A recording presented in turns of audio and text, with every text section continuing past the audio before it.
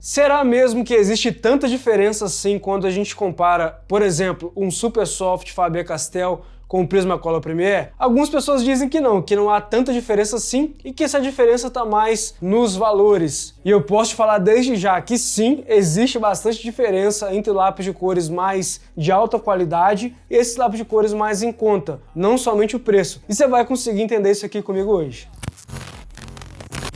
E aí, beleza? Se você tá chegando aqui agora, seja muito bem-vindo ao nosso canal do YouTube. Meu nome é Jader Ferrari, eu sou artista autodidata e professor de desenhos realistas há mais de 7 anos. Eu vou te convidar desde já para se inscrever no canal se ainda não tiver inscrito e deixar o seu joinha aqui no vídeo se você acaso gostar dos conteúdos aqui do canal, se você estiver curtindo. Eu vou te convidar também a conhecer os meus cursos de desenho realista clicando nesse primeiro link da descrição e aqui abaixo também na descrição tem o nosso canal do Telegram e o meu Instagram se você quiser me acompanhar. Agora vamos pro nosso vídeo? Quando se trata da gente comparar o lápis de cor profissional com lápis de cor escolar, na prática, é até um pouco injusto, porque no lápis de cor profissional, nesses lápis de cores importados com um custo mais elevado, você tem muito mais concentração de cera, o pigmento ele é muito mais intenso, a durabilidade, entendeu? A resistência da mina, a resistência da madeira, etc. O lápis de cor mais convencional, como o próprio nome já diz, ele é mais convencional, ele tem um custo menor, ou seja, com certeza e consequentemente também, a qualidade desse material não vai ser tão grande quanto a de um lápis profissional. Deixa eu citar um exemplo rápido aqui, que eu tenho certeza que se você já passou por isso, você vai se identificar. Eu estou utilizando um lápis de cor preto da marca Caran d'Ache, a linha Supracolor, um lápis de cor aquarelável.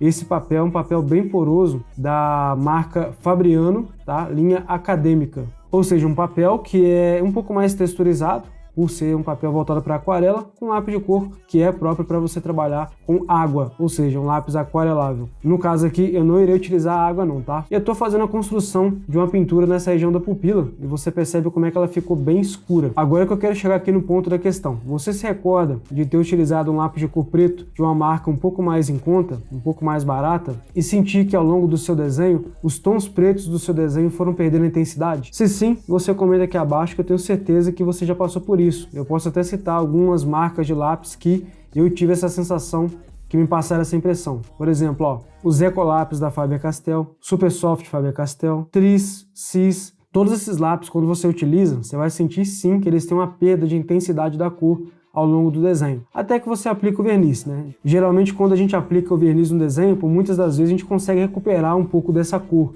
Mas ao longo do desenho sim, já notei diversas vezes que, por exemplo, o tom preto perde a intensidade, entendeu? Geralmente essas cores mais fortes, né? Vermelho, tons de azul, tons de preto, o sépia, o marrom, já não é tão perceptível assim. Eu quero dizer no sentido de a cor ficar desbotada. Então, se você já sentiu, se você já teve essa sensação de notar ali e perceber que seu desenho ficou meio desbotado ao longo do processo, comenta aqui abaixo para a gente trocar uma ideia, que eu tenho certeza que isso aí vai ser algo bem comum de acontecer. Ali, após utilizar o lápis de cor preto para preencher a pupila, eu fiz aquelas marcações da parte interna da íris, que são mais escuras, então por esse motivo que eu fiz com lápis de cor preto. Eu estou utilizando agora o Prismacolor Premier, que ele é um tom puxado para um marrom escuro. E você vai perceber ao longo dessa pintura que o desenho vai ficando bem poroso ao longo do processo da construção dessa íris. Você lembra que eu falei sobre o papel aqui no início do vídeo, que é um papel da Fabriano linha acadêmica? Olha como é que ele é bem poroso, você consegue notar essa textura dele. Ele não é um papel granulado nem texturizado não, tá? Ele é poroso, ele é parecido ali com um Canson Seagrae, por exemplo, aquele 224. Isso influencia demais, tá? Não adianta você achar que, não, eu vou pegar o lápis de cor escolar, ou Ecolápis, ou um Supersoft, e vou conseguir o mesmo efeito na pintura se eu estivesse utilizando, por exemplo, um Caran d'Ache Luminance ou um Devant Lightfast, até mesmo um Polychrome Faber-Castell. Você pode pegar trabalhos seus aí feitos com lápis de cores baratos, mais convencionais, e comparar com lápis de cores mais profissionais. Você vai notar a diferença. E agora a gente vai tratar do ponto de onde você irá conseguir notar um pouco mais essas diferenças aí, algo mais perceptível, vamos dizer assim. Principalmente na questão da resistência à luz. Quanto menos resistente à luz o lápis for, pior vai ser a longo prazo. Lembra que eu falei sobre os papéis um tempo atrás? Quem não assistiu esse vídeo, eu vou deixar aqui no card logo acima, tá? No final do vídeo para você clicar e assistir, ou se eu lembrar, eu coloco na tela final, tá bom? Mas é um vídeo bem interessante que eu falei sobre papéis, só que eu ainda coloquei papéis também, por exemplo, de médio custo, que eu chamei lá de papéis básicos, papéis profissionais e papéis premium. E o lápis de cor é bem parecido.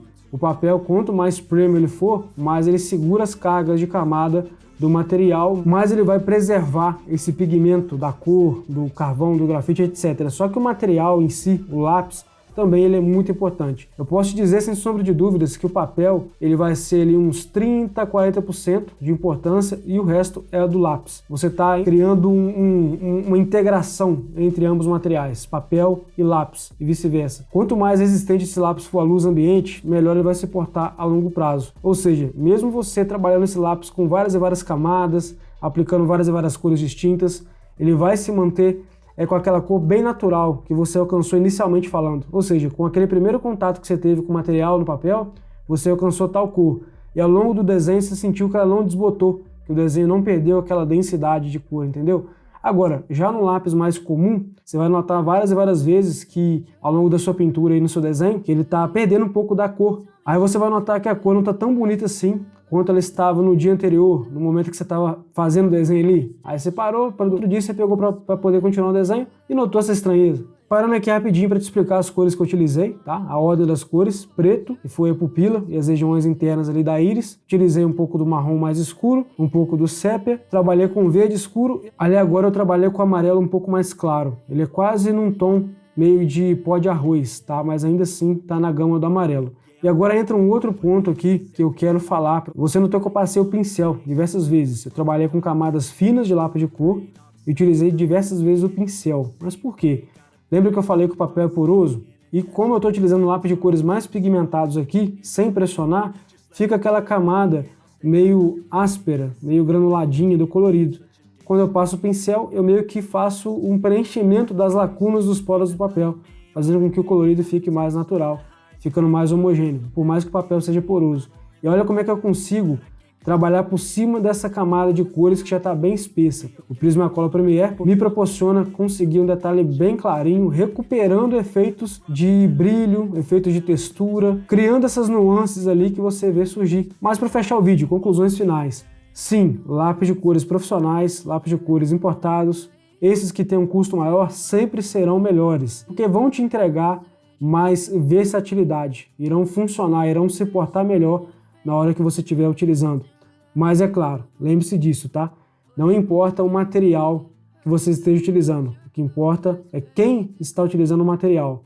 Ou seja, o que importa é você ter uma técnica apurada, você treinar, exercitar bastante sua técnica para ao longo do tempo você conseguir lapidar uma forma de enxergar, uma percepção mais aguçada, entendeu? Espero que você tenha curtido esse vídeo, espero que você tenha entendido a minha mensagem com esse conteúdo e faça os comentários aqui abaixo para a gente trocar uma ideia, para eu entender também as suas dificuldades, o que motiva você a desenhar, o que te motivou a desenhar, ou talvez, quem sabe, o que te motivou a querer voltar a desenhar e o que você extraiu desse vídeo aqui. Deixa o joinha se você gostou, inscreva-se no canal se você não for inscrito aqui ainda e ative o sino das notificações, porque assim o YouTube vai te avisar quando eu postar um vídeo novo e vai também recomendar para demais pessoas, tá bom? Um abração, eu espero você no próximo conteúdo e também espero ter te ajudado com esse vídeo aqui. Valeu!